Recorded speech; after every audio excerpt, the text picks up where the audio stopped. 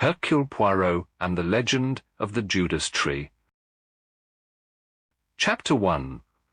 An Invitation to Suffolk. It was in the late spring of 1934 that I found myself once again in England, having returned from my ranch in Argentina for what I had intended to be a brief visit. The weather was unseasonably warm, with the kind of heavy, oppressive air that promises a thunderstorm before nightfall. The London streets seemed to shimmer with heat, and even the most energetic pedestrians moved with a certain lethargy. I had been in London scarcely a week when I received a telegram from my old friend, Hercule Poirot. Hastings, join me Suffolk weekend. Interesting botanical specimen. Bring tweeds. Poirot. I confess I was both intrigued and somewhat amused. Poirot's interest in flora had never struck me as particularly pronounced, and the mention of botanical specimens seemed oddly out of character for my fastidious friend. Nevertheless, I found myself the following afternoon on a train bound for Suffolk, watching the pleasant countryside roll past my window as I pondered what could possibly have drawn Poirot away from his comfortable London flat. The station at Little Thornfield was a small, rural affair, with only a single porter who appeared to be dozing in the afternoon heat. I was preparing to seek transportation to my destination when I spotted a gleaming Rolls-Royce waiting nearby, its chauffeur standing at attention. "Captain Hastings?" he inquired politely. Upon my confirmation, he added, "Mr. Montague sent me to collect you and Mr. Poirot. The Belgian gentleman arrived earlier this morning."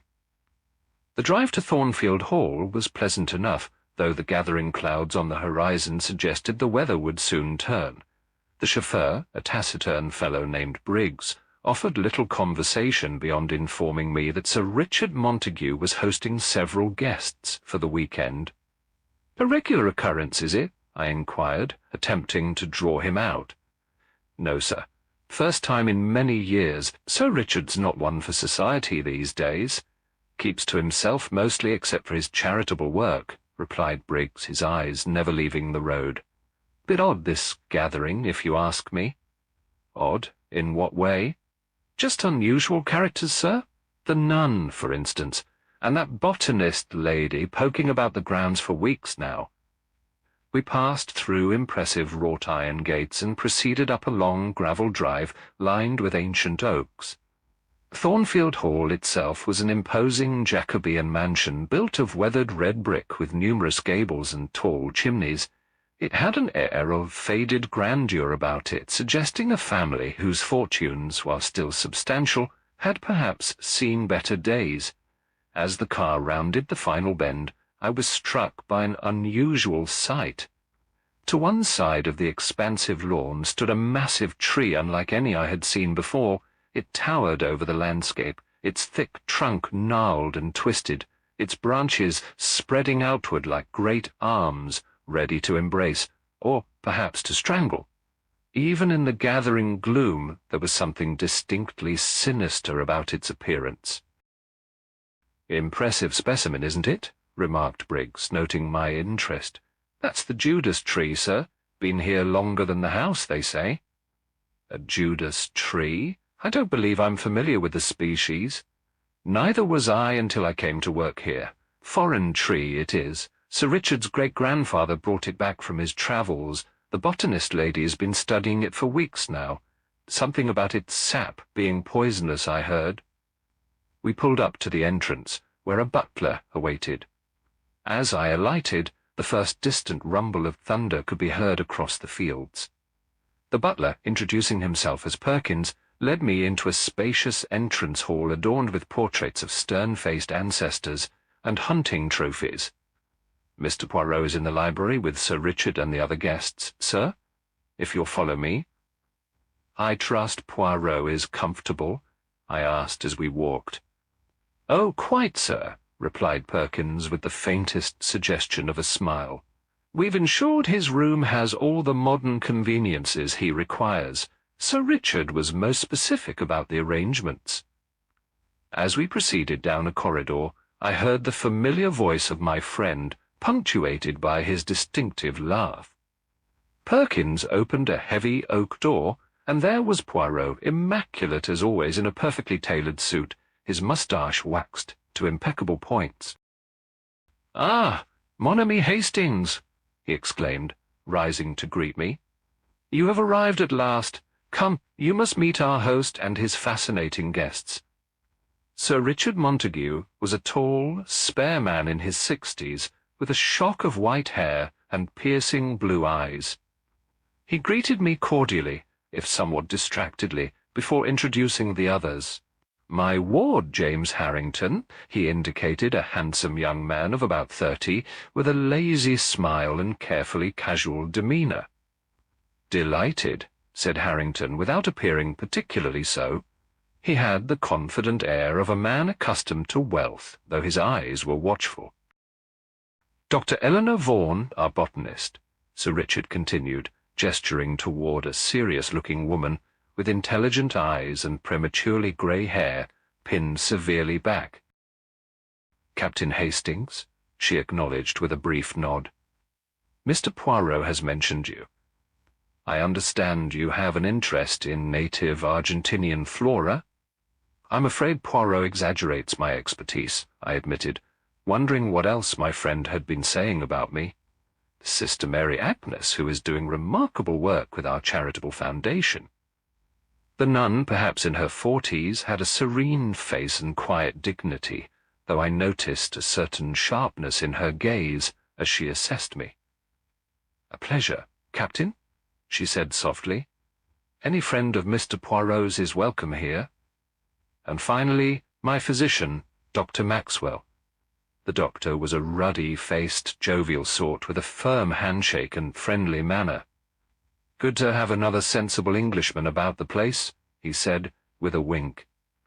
Poirot, who had been observing these introductions with his characteristic attention to detail, now stepped forward. "Hastings, Sir Richard has most generously invited us to stay for the weekend. He has a most interesting botanical specimen on his estate, the magnificent tree you undoubtedly observed upon your arrival." "Yes, the chauffeur called it a Judas tree," I replied. A curious silence fell over the room. Sir Richard's expression tightened almost imperceptibly, while Sister Mary Agnes's fingers moved briefly to the crucifix at her neck. "Indeed," said Dr. Vaughan, breaking the silence. "Chercus siliquastrum, to give it its proper name, a fascinating species and quite rare in England, especially one of such age and size."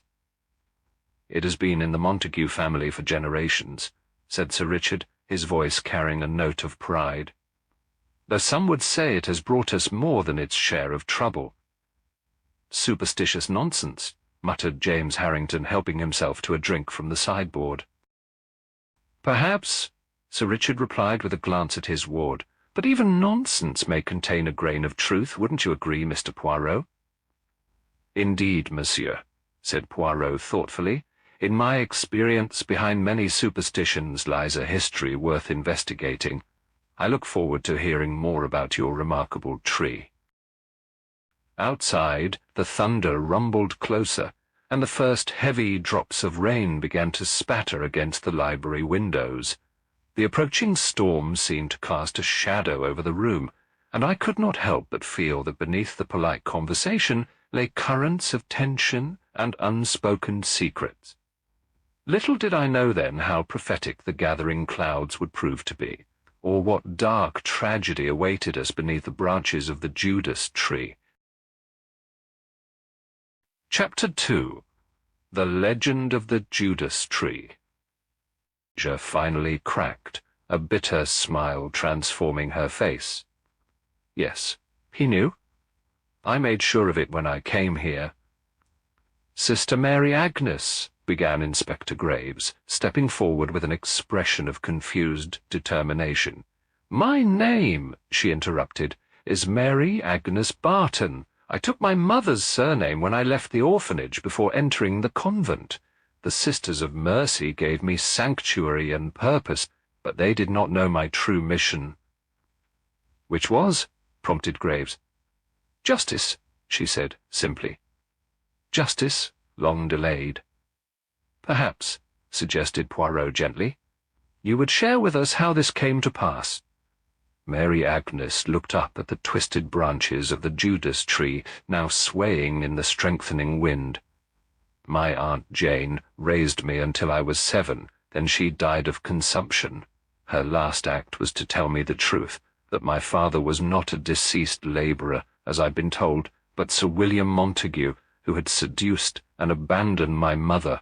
And your mother took her own life beneath this tree, added Poirot. Not suicide, Mr. Poirot. Never that. Mary Agnes's voice rang with certainty.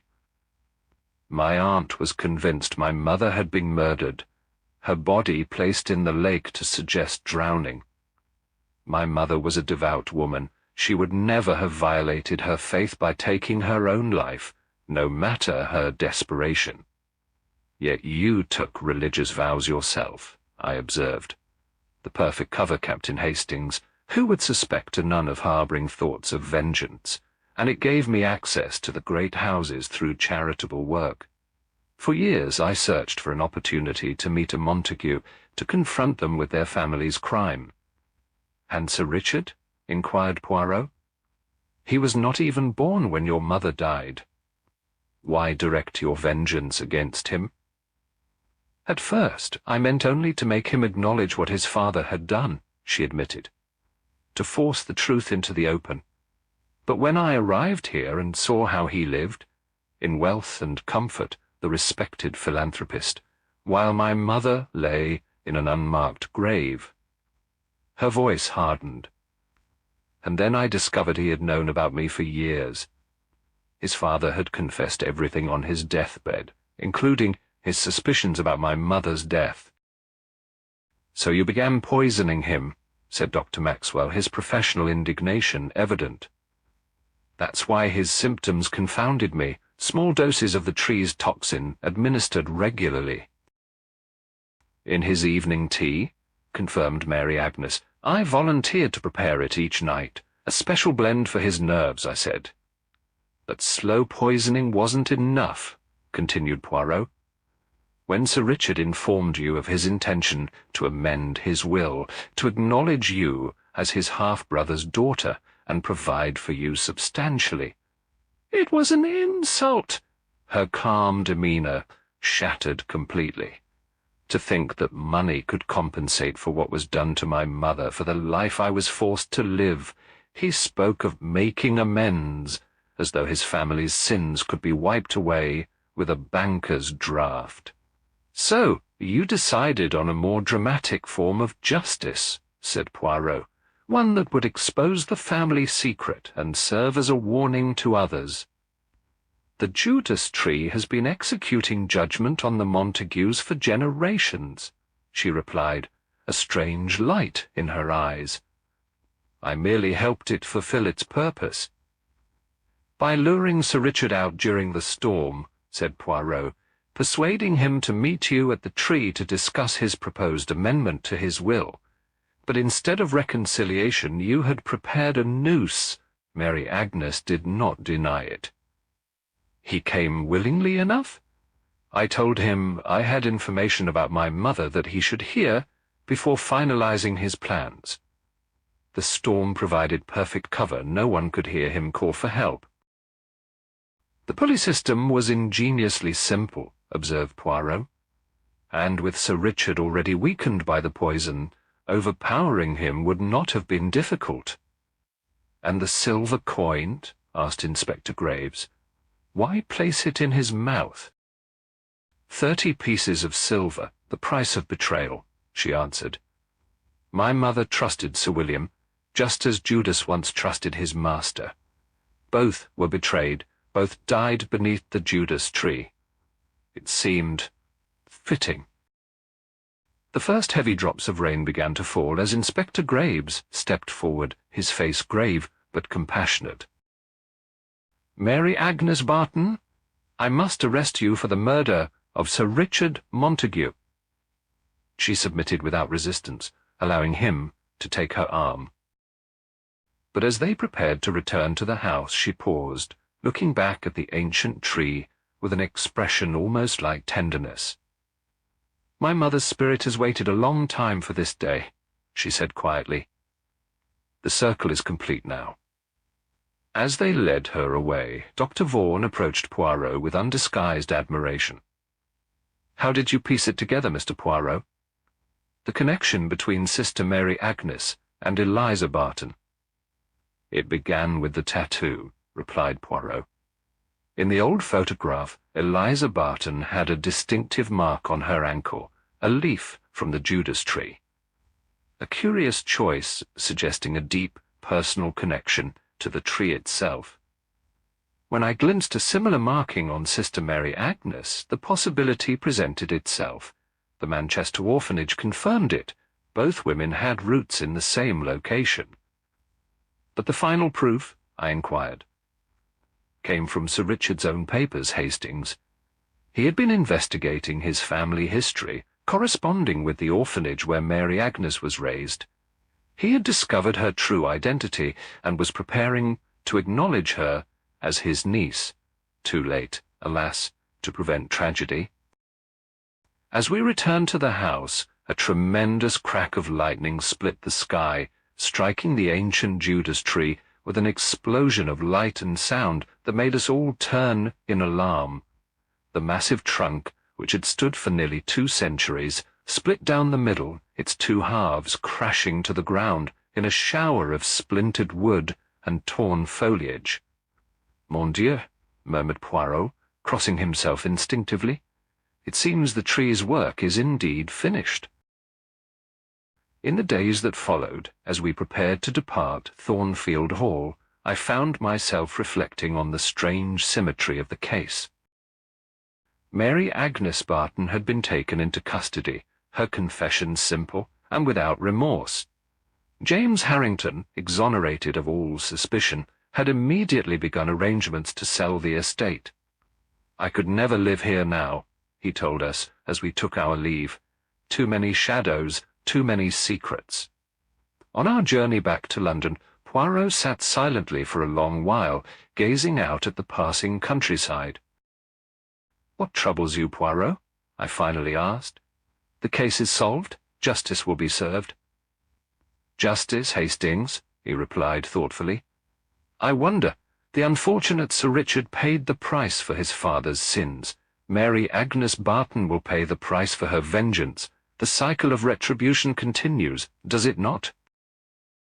"You sound almost sympathetic to her," I observed with some surprise. "I cannot condone murder, mon ami, never that. But I understand the poison of hatred that can grow from seeds planted long ago. The roots of this crime extended deep into the past, just like those of the Judas Tree itself." I thought of that ancient tree, now destroyed by lightning at the very moment justice had been served. Perhaps there was a certain cosmic symmetry to it all, a final closing of accounts that had remained unsettled for generations. As our train steamed toward London, leaving Suffolk and its secrets behind, I realized that of all Poirot's cases, this one had affected him most deeply. For in the end, the mystery of the Judas Tree had revealed not just a murderer, but the long shadow that sin casts through time, and how even the most carefully buried secrets may one day rise to claim their judgment. Thanks for joining us for The Legend of the Judas Tree. Did you guess the killer before Poirot? If you liked this story, hit subscribe and share it with fellow mystery lovers. This is Alfie, signing off from Cafe Stories. Poirot's eyes narrowed slightly. Most interesting. And did anyone besides Sir Richard have access to this collection? That's just it, replied Graves. According to the housekeeper, Sir Richard often showed these coins to guests. Any one of the household could have known about them and had opportunities to take one. Yet the choice of this particular coin as a murder token suggests intimate knowledge of its significance, mused Poirot. Tell me, Inspector, have you completed your background check on Dr. Vaughan? Yes, she's legitimate. Respected botanist, published several papers on toxic plants, been working with the Royal Botanical Society for the past decade. And Dr. Maxwell? Long-standing family physician, known Sir Richard for 20 years. No red flags there. Poirot nodded thoughtfully. I should like to conduct a small experiment this afternoon, with your permission. Perhaps at 3 o'clock we might gather everyone near the Judas Tree. What sort of experiment? Asked Graves, suspiciously. A reconstruction of sorts. I believe it will prove most illuminating. After some persuasion, the inspector agreed. When he had departed, Poirot turned to me with unusual gravity. Hastings, there is something I must verify before our gathering. I require your assistance with a delicate matter. Of course, Poirot. What do you need? A distraction, mon ami. I must examine something in Sister Mary Agnes's room once more, but I cannot risk being discovered. I was uncomfortable with the deception, but agreed to help. A short while later, I found myself engaged in a rather forced conversation with Sister Mary Agnes in the conservatory, asking her detailed questions about her charitable work, while Poirot slipped upstairs. The orphanage in Manchester where you were raised, I ventured, recalling our earlier discoveries. It must have instilled in you a deep commitment to helping disadvantaged children. A shadow crossed her face briefly. Yes, Captain Hastings.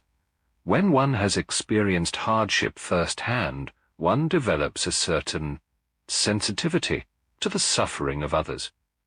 And how did you come to be involved with Sir Richard's foundation? Divine Providence, she replied, with a smile that did not quite reach her eyes. Our paths crossed at a charity function in London last year. When he learned of my background in administration, he invited me to assist with his foundation. A fortunate meeting, I remarked. Indeed, though I believe there are no accidents in God's plan, Captain. Her fingers moved to the wooden rosary at her waist. Each encounter serves his purpose. Our conversation was interrupted by the return of Poirot, who appeared in the doorway with an expression of satisfied determination. My friend had evidently found whatever he had been seeking. By 3 o'clock, dark clouds had once again gathered on the horizon, providing a dramatic backdrop for our assembly beneath the Judas Tree. Inspector Graves had arranged for James Harrington to be present, though the young man stood apart from the others, his face tight with suppressed anger. Dr. Vaughan carried her notebook and several small glass vials, while Dr. Maxwell looked uncomfortable, repeatedly checking his pocket watch. Sister Mary Agnes stood with quiet dignity, her eyes occasionally straying to the massive trunk of the ancient tree. "Ladies and gentlemen," began Poirot once everyone had gathered, "I have asked you here because this tree is central to our investigation. It is not merely the scene of Sir Richard's death, but I believe it holds the key to understanding why he died." Lightning flickered in the distance, echoing the dramatic nature of Poirot's pronouncement. The approaching storm seemed to mirror the tension among our small group. Inspector Graves believes that Mr. Harrington is responsible for his guardian's death, continued Poirot. A conclusion based primarily on the assumption that Sir Richard intended to change his will to Mr. Harrington's detriment. "Which is completely false," interjected James heatedly. "Precisely," agreed Poirot.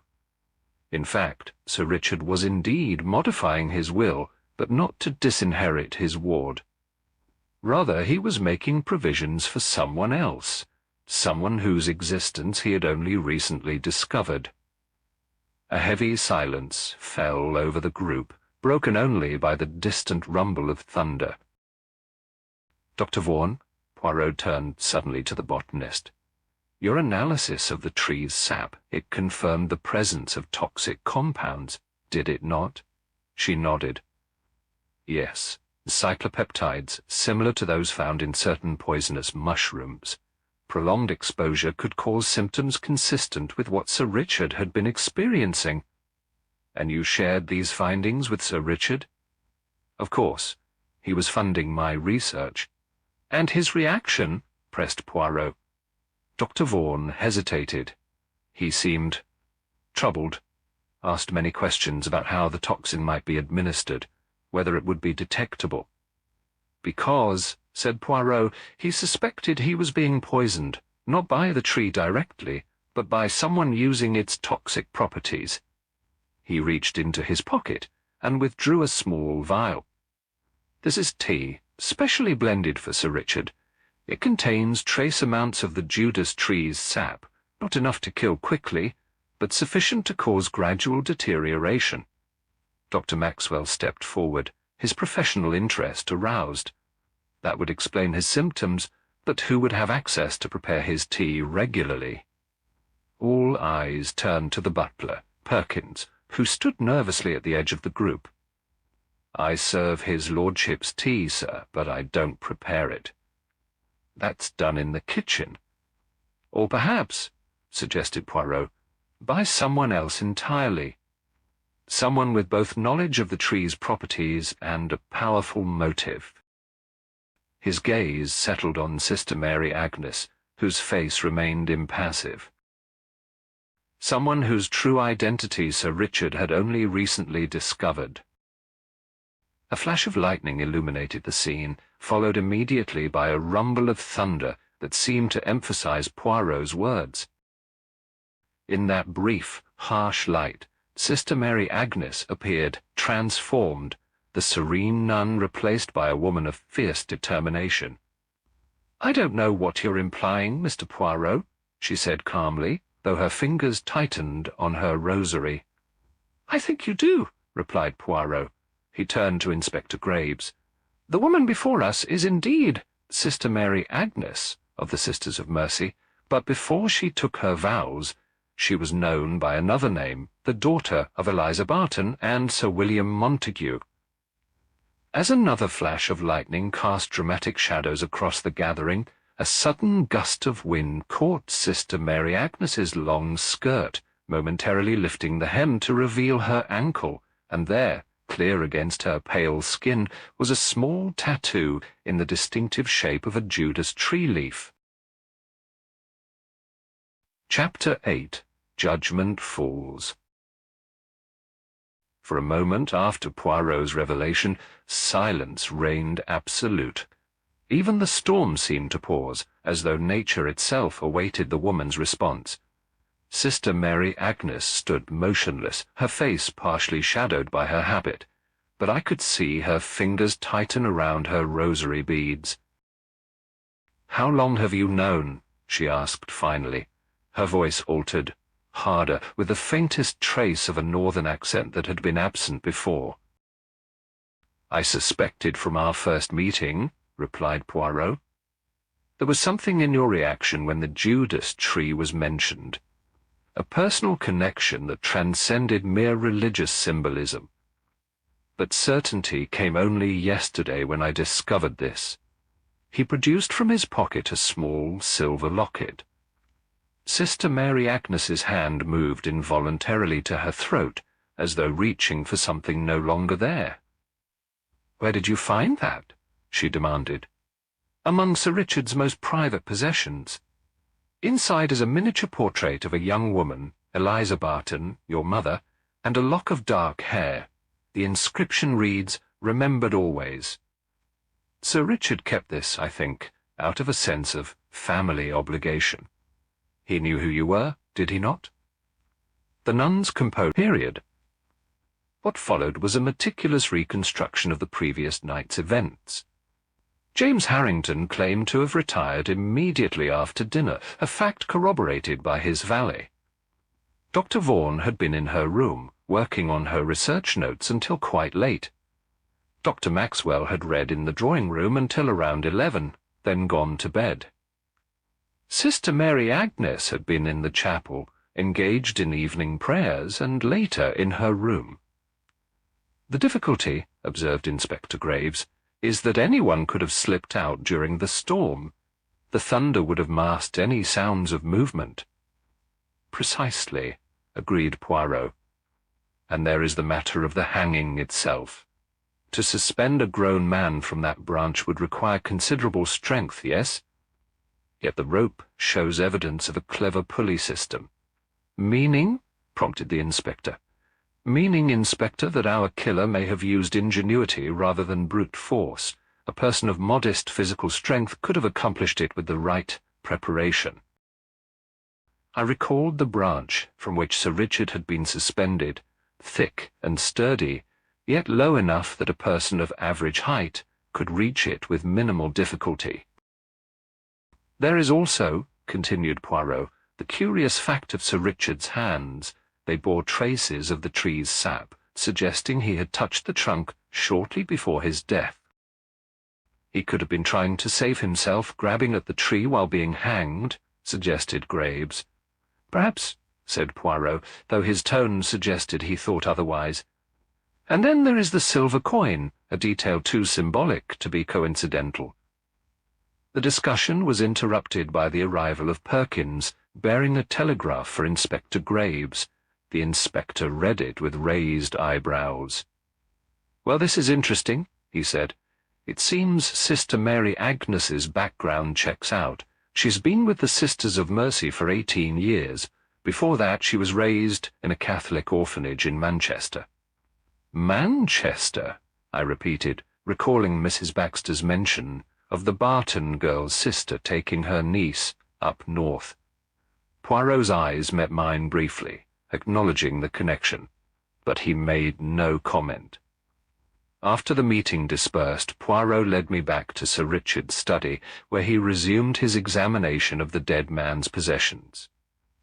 "There is something here, Hastings," he murmured, rifling through a desk drawer. "Something that— Ah!" He withdrew a leather-bound photograph album, its pages yellowed with age. With careful fingers, he turned the brittle pages until he came to a particular image, the same faded photograph we had noticed earlier of the young woman standing beneath a much younger Judas tree. "Eliza Barton, I presume," I said, studying the pretty, solemn face of the girl in the outmoded dress.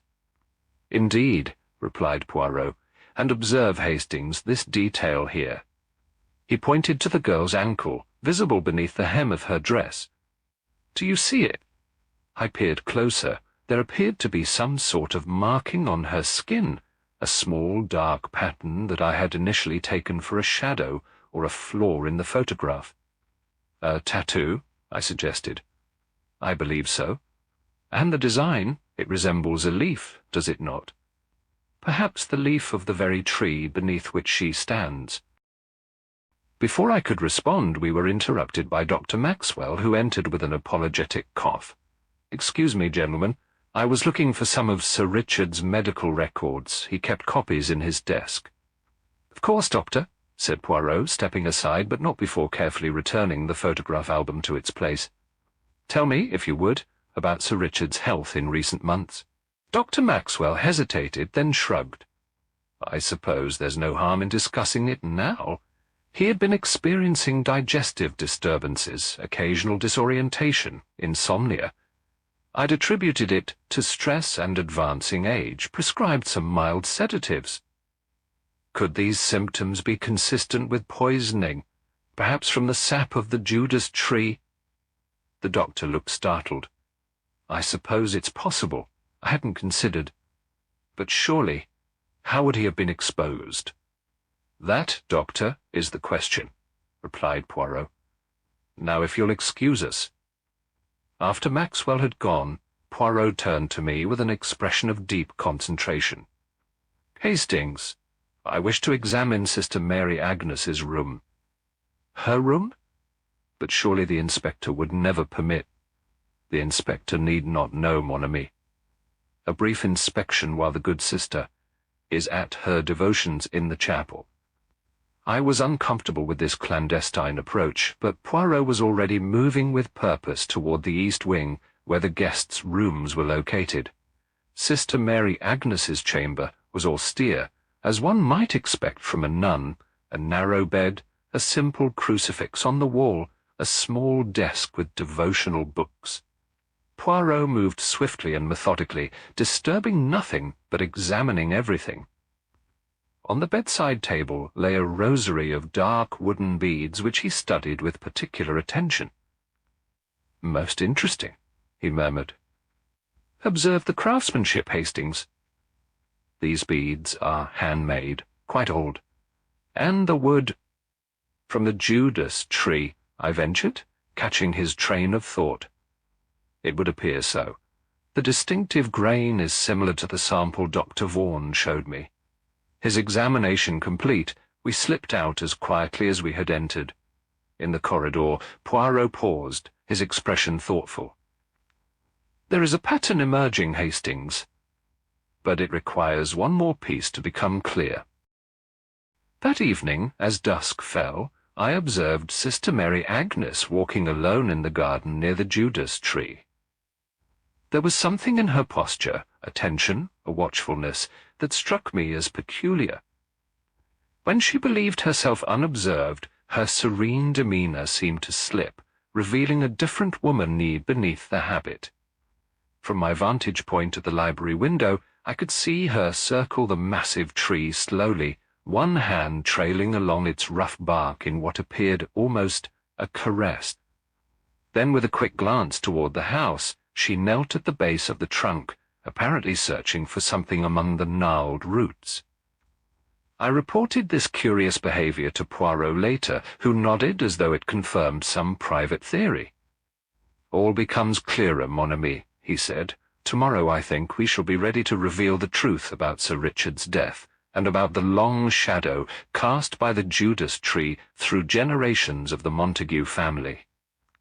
Outside, the ancient tree loomed against the darkening sky, its twisted silhouette a reminder of how the past reaches into the present, and how old sins, like the tree's deep roots, remain hidden but alive beneath the surface of respectable lives.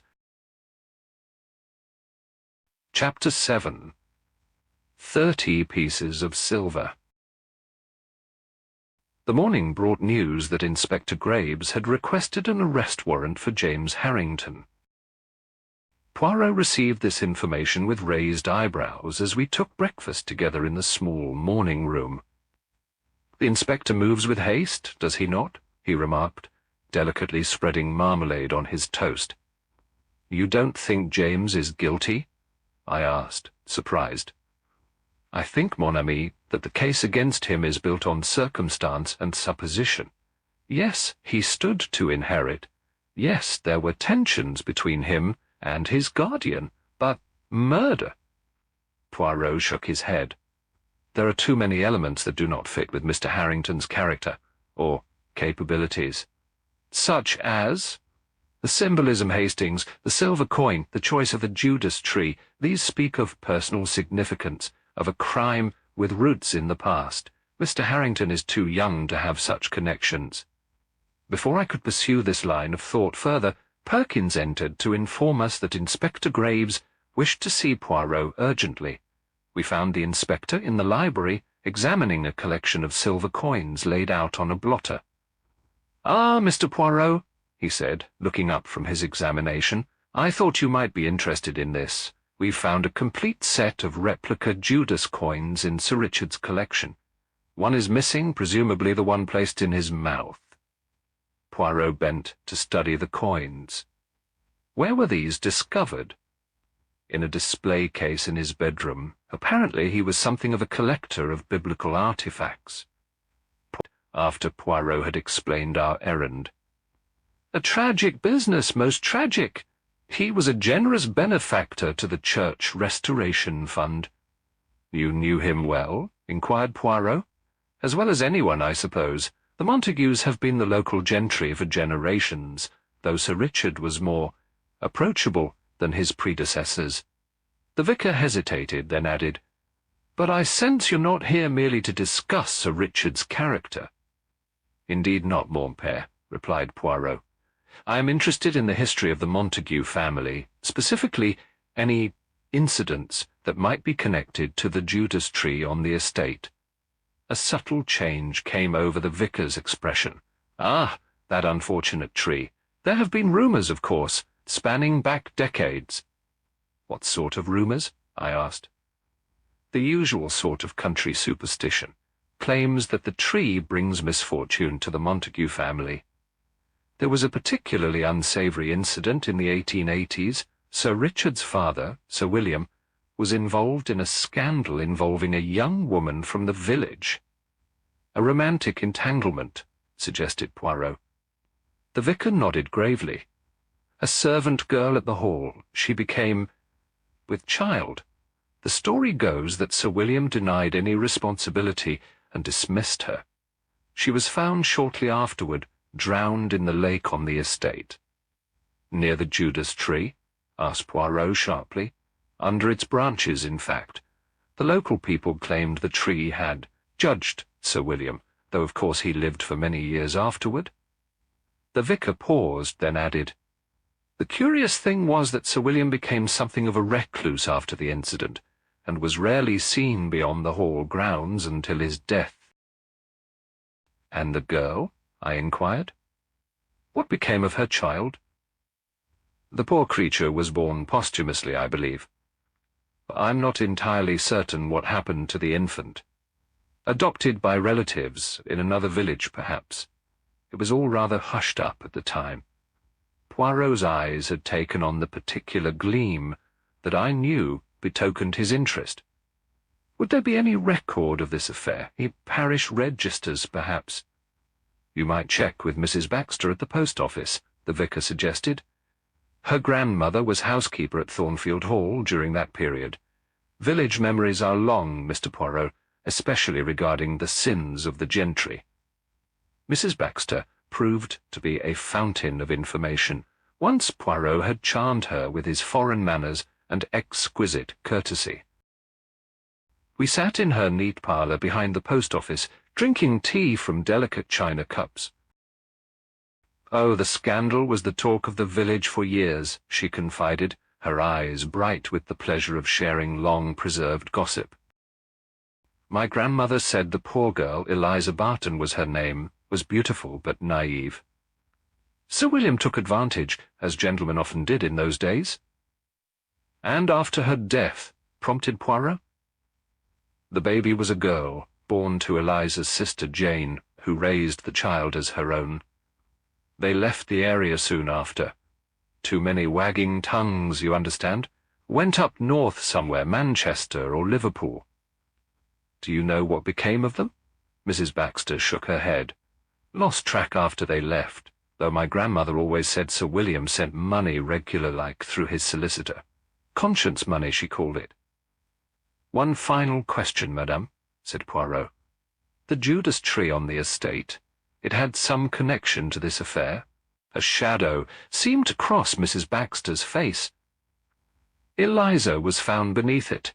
Some said she hanged herself from its branches before falling into the lake, but the coroner ruled it a simple drowning.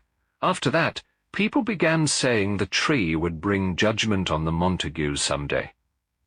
"Superstitious nonsense, of course," she added hastily. "But when Sir William's steward was found hanging from the same tree years later, well—" We returned to Thornfield Hall in the early afternoon, Poirot unusually silent during the drive, his forehead furrowed in thought.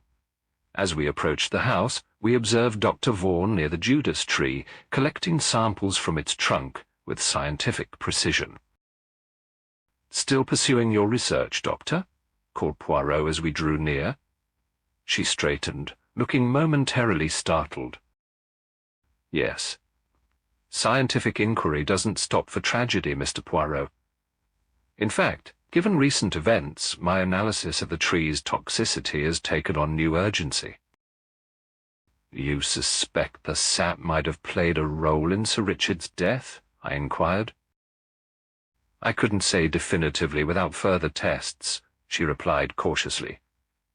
"But Sir Richard had been displaying certain symptoms consistent with cyclopeptide poisoning, digestive disturbances, occasional disorientation." "Symptoms that Dr. Maxwell was treating?" suggested Poirot. A guarded look came into her eyes. "You'd have to ask Dr. Maxwell about that. Doctor-patient confidentiality, you understand."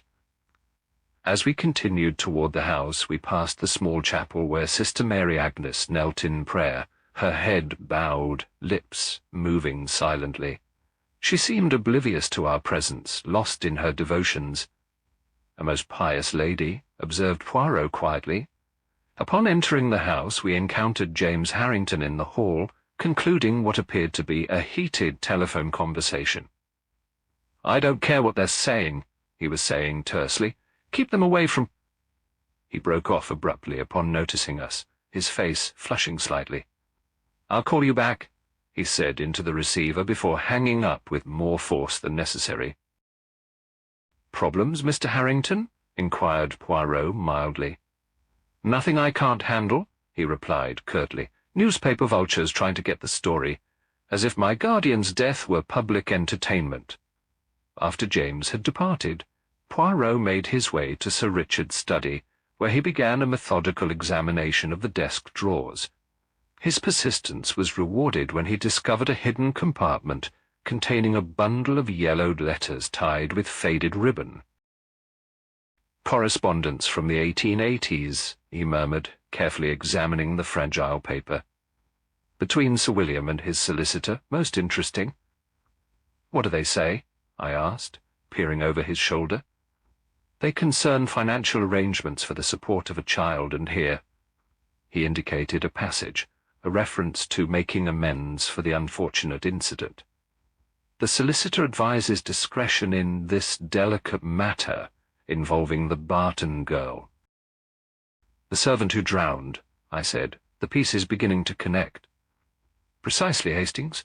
And observe the date of the final letter, just 3 days before Sir William's death." Poirot carefully refolded the letters. "It appears that the past casts very long shadows at Thornfield Hall, mon ami. Shadows that may reach even to the present day."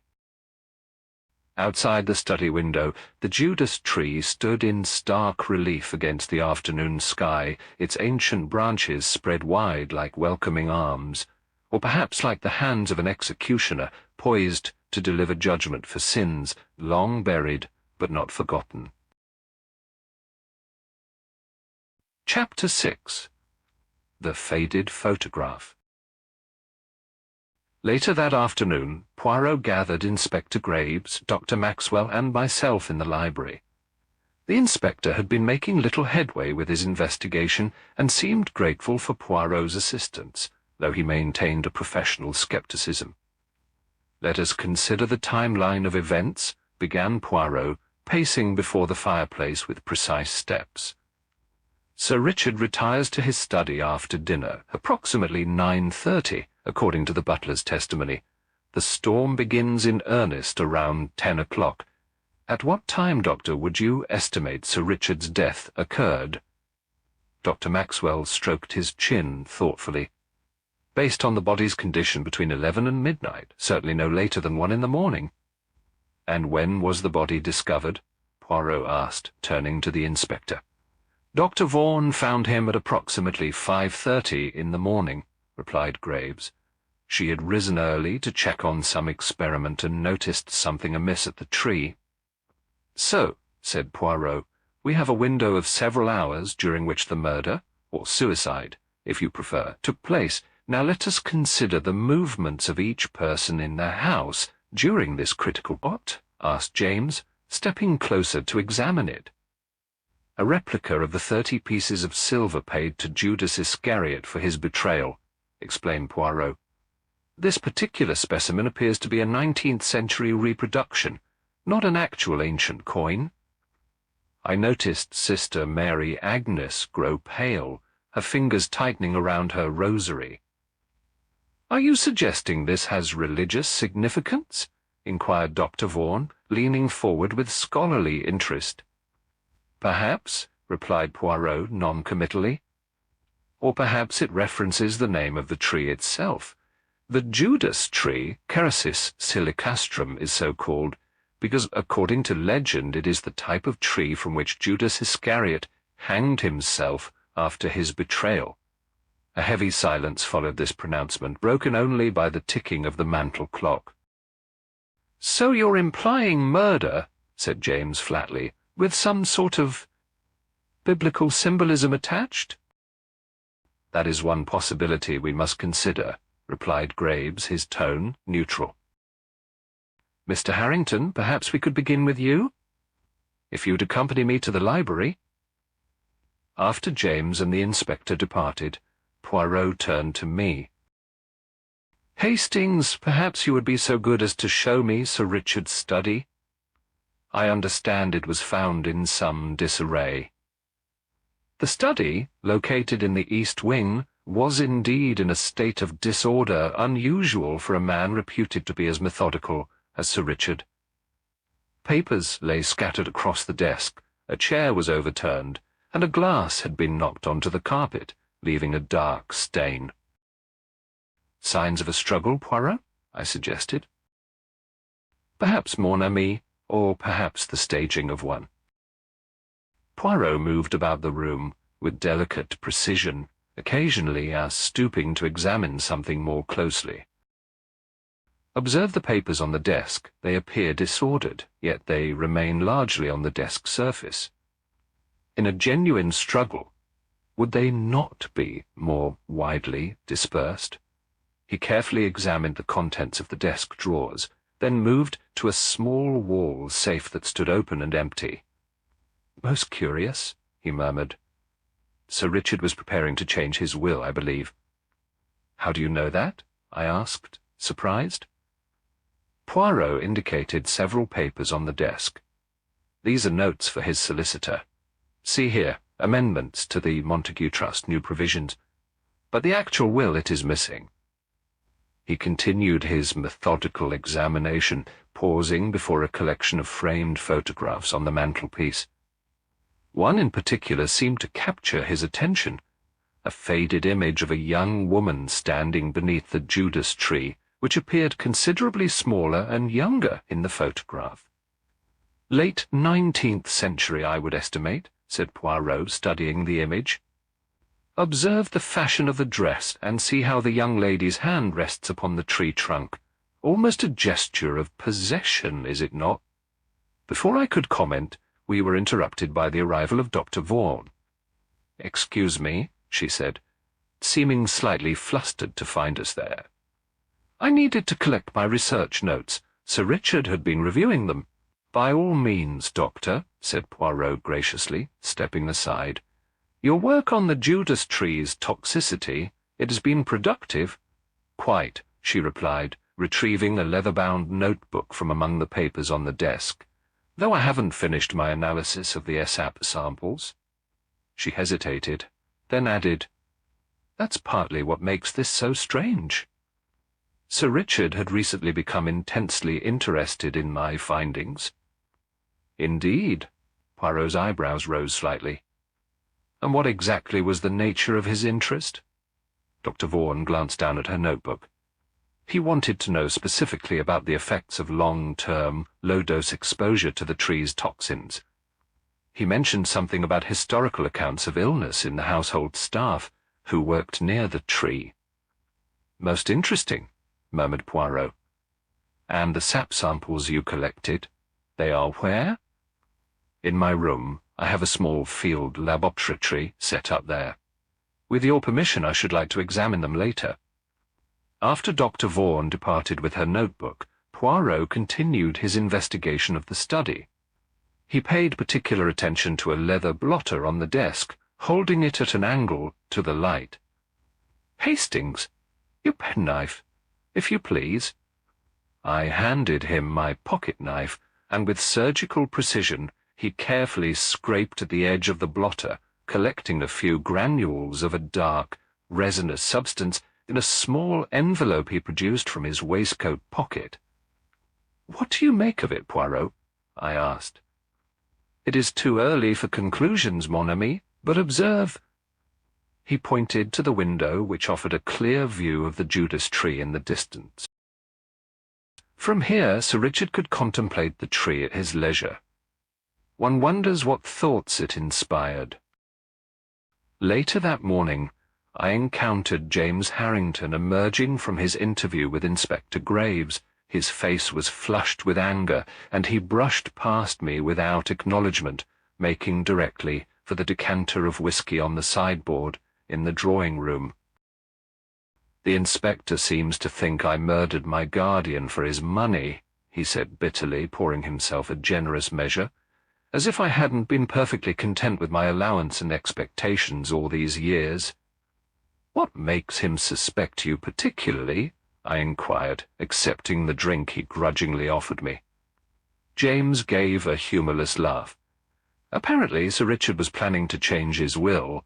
The inspector seems to think I discovered this and acted to prevent it." He downed his drink in one swallow. "What he doesn't understand is that I already knew about the changes. Richard told me himself last week." "And these changes would have affected you adversely?" A shadow crossed James's face. "That's the irony. He was increasing my share, not reducing it, though with additional stipulations." He poured himself another drink, his hand not entirely steady. "But try telling that to a police inspector who's already decided you're guilty."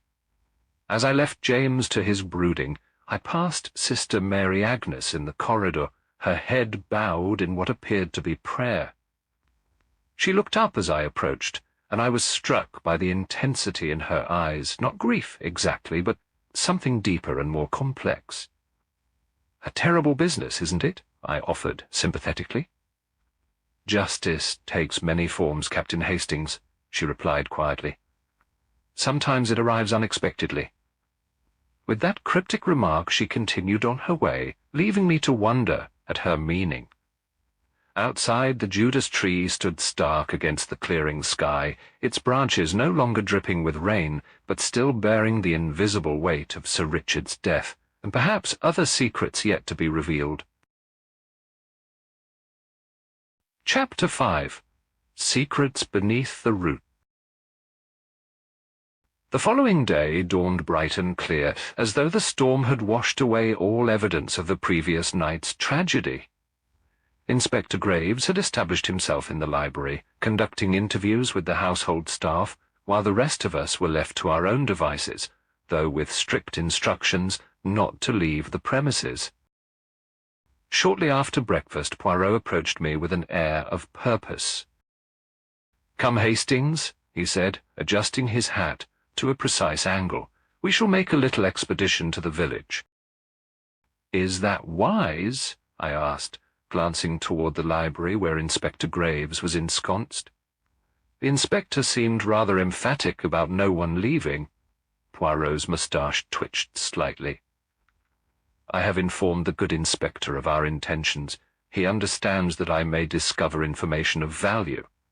We set off in a small motor car that Poirot had somehow persuaded James Harrington to lend us.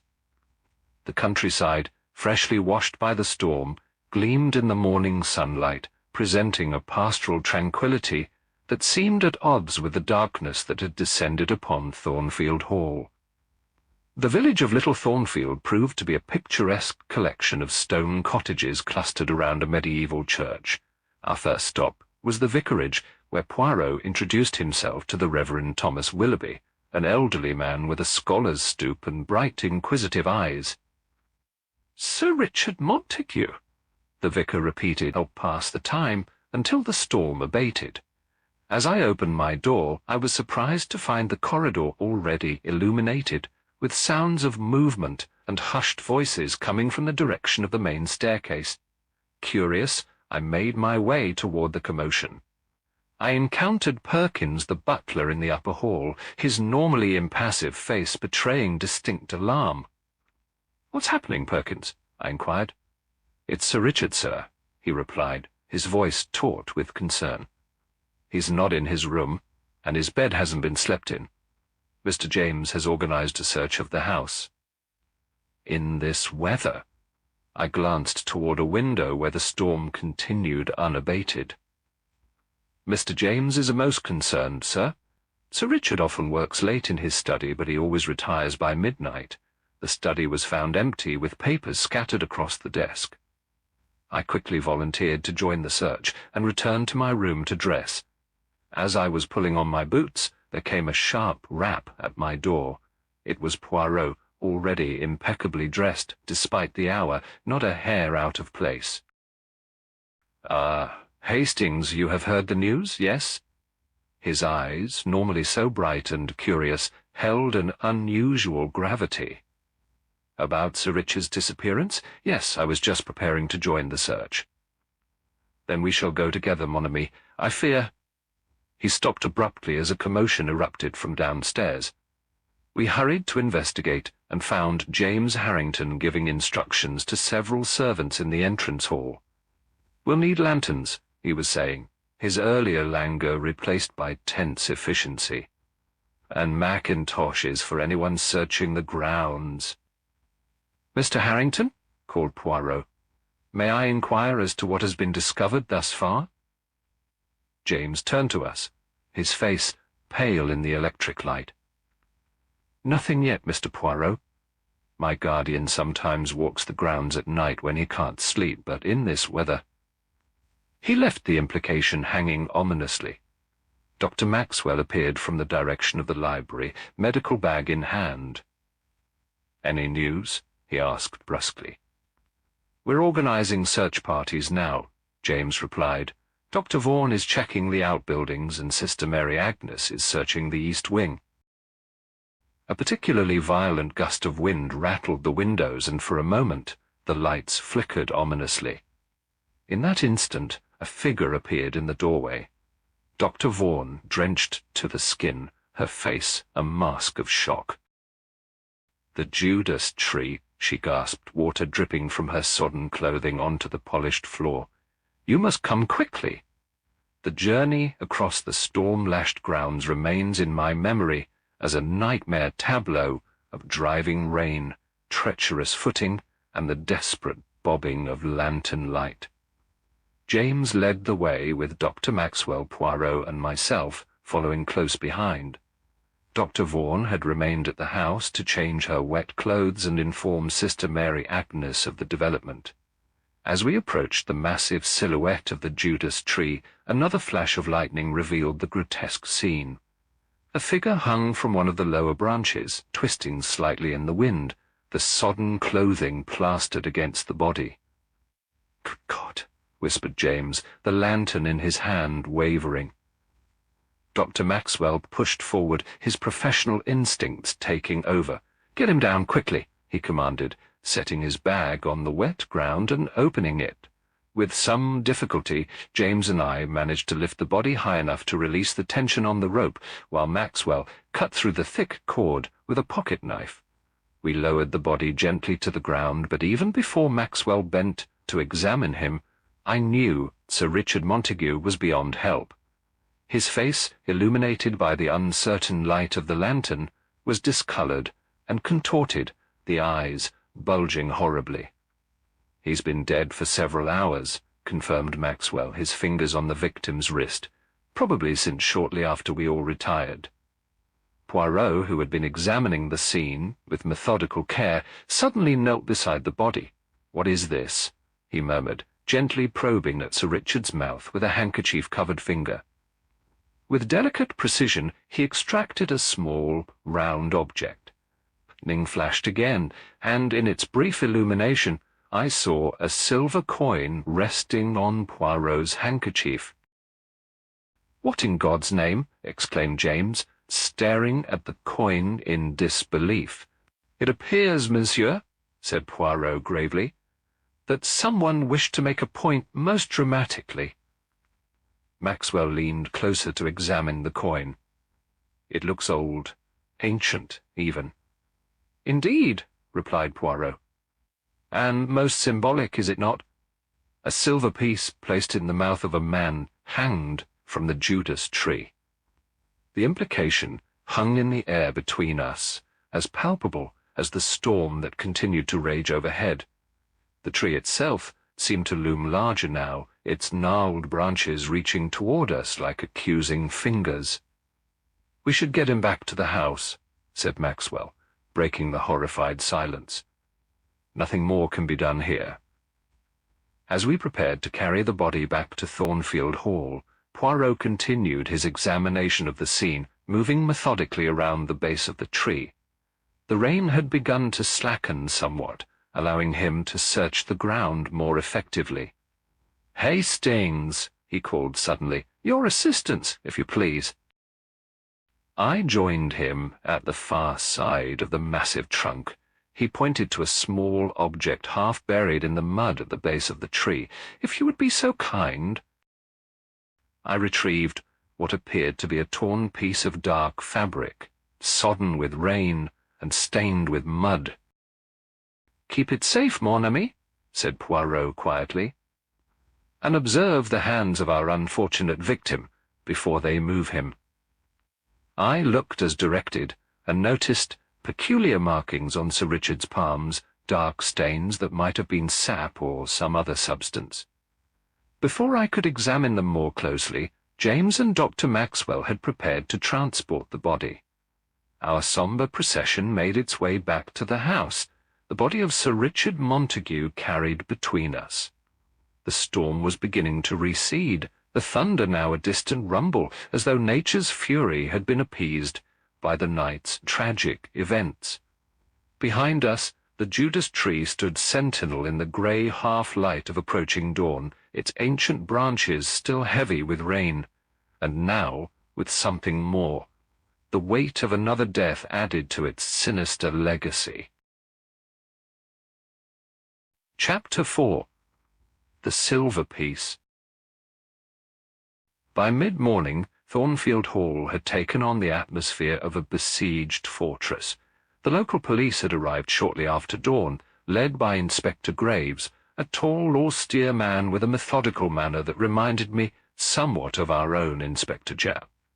The household staff moved about their duties with hushed voices and downcast eyes, while the guests remained sequestered in the drawing-room at the inspector's request. "I don't see why we're being treated as suspects," complained James Harrington, pacing restlessly near the fireplace. "It's clearly suicide. My guardian was under considerable strain recently." Dr. Maxwell, seated in an armchair with a cup of untouched tea before him, shook his head.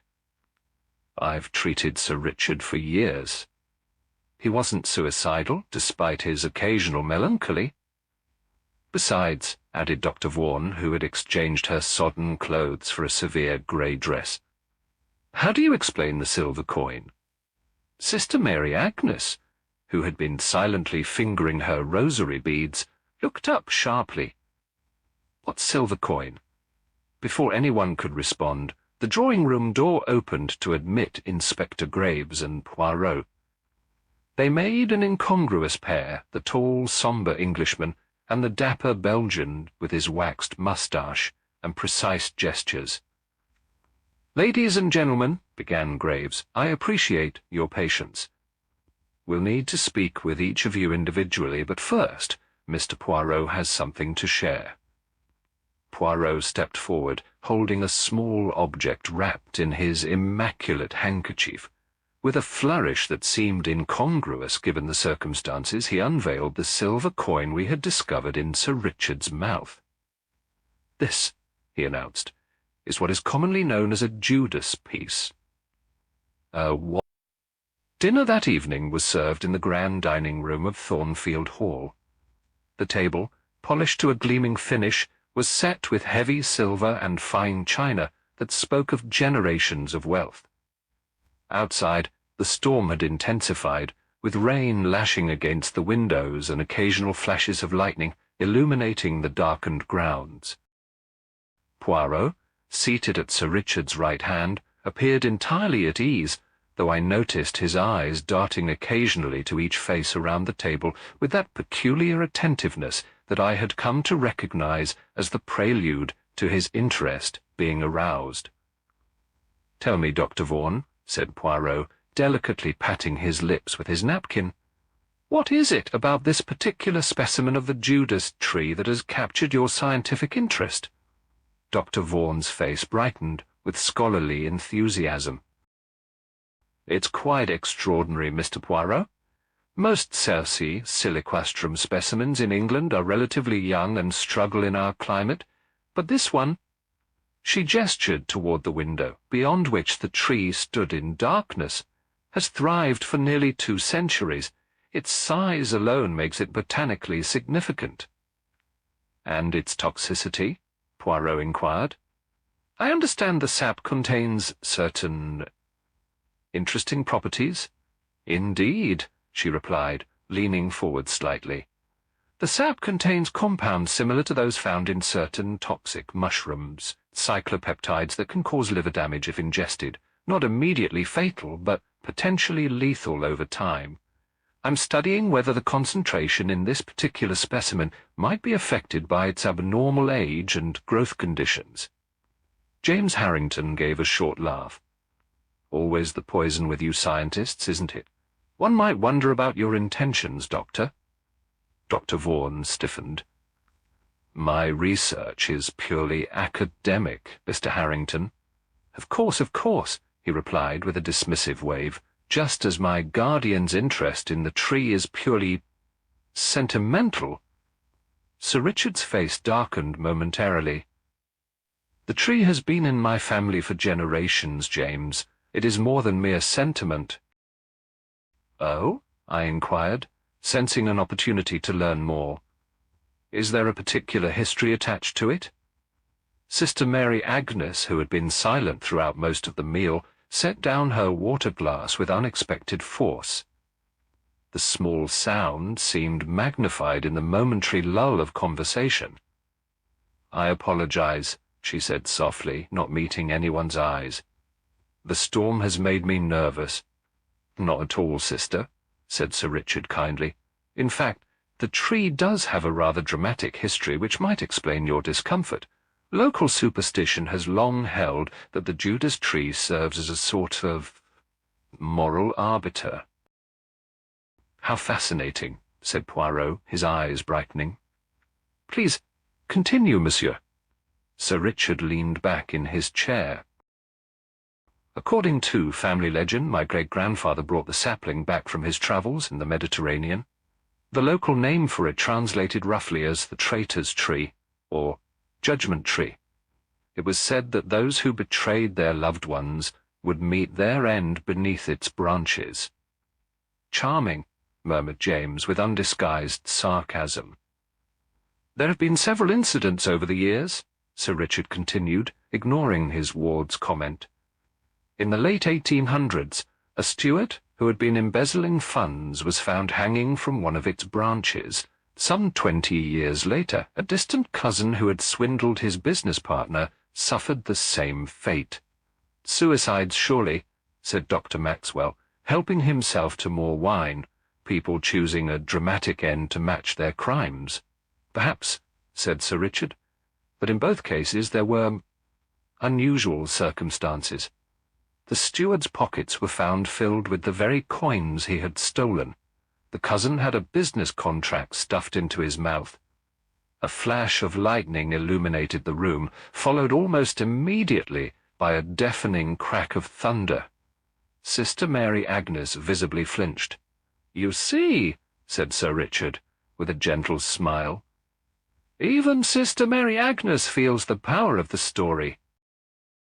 "I find all such talk of judgment and vengeance rather disturbing," she replied in a measured tone. "God alone passes final judgment, Sir Richard." "Yet sometimes," said Poirot thoughtfully, "the instrument of divine justice may take a more tangible form, yes?" The nun's eyes met his for a moment, then dropped to her plate. "I couldn't say, Mr. Poirot." "Well, I think it's all ridiculous," declared James Harrington. "Trees don't judge people. People judge people, and usually quite harshly." He directed a pointed look at Sir Richard.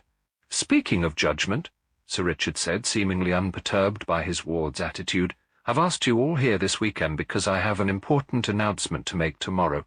Something that will affect the future of the Montague Charitable Trust, and indirectly, each of you." This pronouncement was met with varying reactions: curiosity from Dr. Vaughan, alert interest from Sister Mary Agnes, and a tightening of the lips from James Harrington. "May we inquire as to the nature of this announcement, Sir Richard?" asked Poirot. "All in good time, Mr. Poirot. Tomorrow after breakfast, I think. I have some documents to finalize tonight." The conversation turned to more general topics as the meal progressed, but I could not help noticing a new tension in the air. James drank more heavily than before, while Sister Mary Agnes seemed lost in thought, her food largely untouched. Dr. Vaughan kept glancing at Sir Richard with an expression I could not quite decipher, and Dr. Maxwell maintained a jovial facade that nonetheless seemed somewhat forced. After dinner, the party retired to the drawing-room. I found myself standing near a window, with Poirot, watching the rain streak down the glass.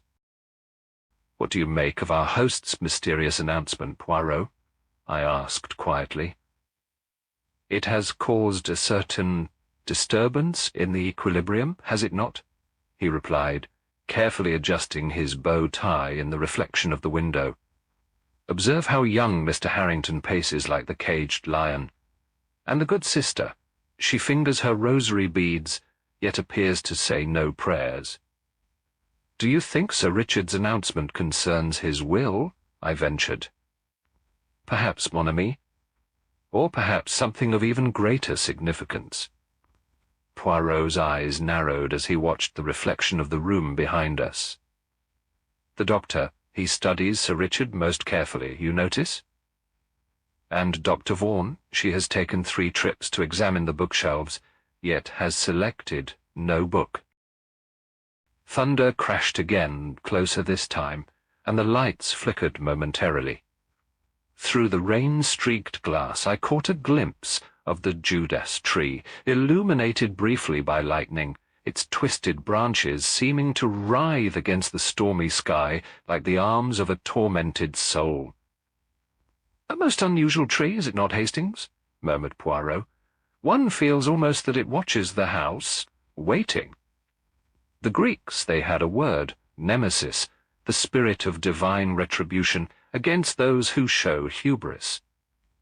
Perhaps this tree, it is the nemesis of the Montague family. I shivered involuntarily, though the room was warm. At that moment I could not have explained why Poirot's fanciful words disturbed me so, nor why the silhouette of that ancient tree filled me with such unease. It was only later, in the awful light of subsequent events, that I would recall his words and wonder if, in his peculiar way, my friend had sensed the tragedy that awaited us with the coming dawn. Chapter 3. A Body Among the Branches. I was awakened in the early hours of the morning by a tremendous crash of thunder that seemed to shake the very foundations of Thornfield Hall. For a moment I lay disoriented in the unfamiliar bedroom, listening to the fury of the storm outside. The rain lashed against the windows with almost vindictive force, and flashes of lightning illuminated the room in brief, ghostly tableau. Sleep proving impossible, I rose and donned my dressing gown. Perhaps a book from the library might